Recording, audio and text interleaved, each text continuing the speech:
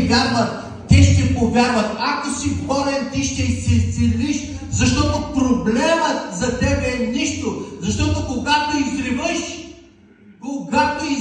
като лъвът, болестите трябва да си махнат от тебе. Зато и когато има болест, трябва да измъмреш мощно като лъвът, да изревеш, да ти напусне. Вижте, когато Исус Христос беше в ладията, Той беше агни, защото спеше, Той беше кротък и смирен.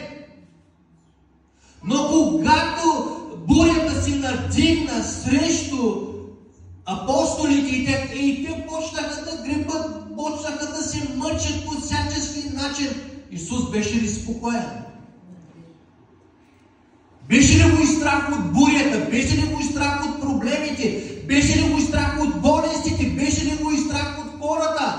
Вижте, никой не можеше да посегне на Исус Христос, защото Той знаеше, че е лъвът от Юдовото племе. Ако изревее, Той казва, ако изревее, земята ще се стопи. Ако се изревее, Бог ще изпрати 12 легиона ангела и всички ще го направят, ще го изслужат на всяка цена.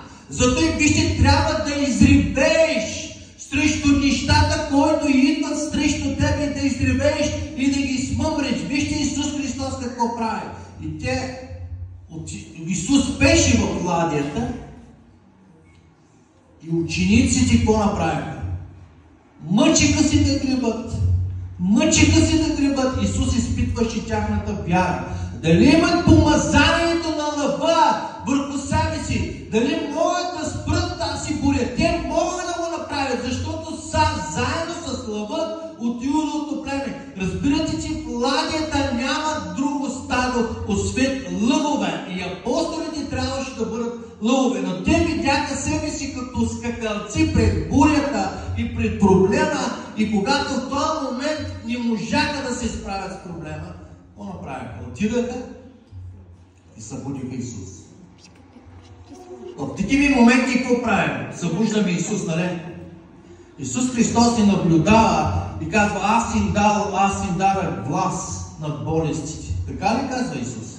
Аз им дадах власт над проблемите. Аз им дадах власт над дявола. Аз им дадах всичко и накрая няма нищо в тях. Отново имате помазанието на скакалеца. Какво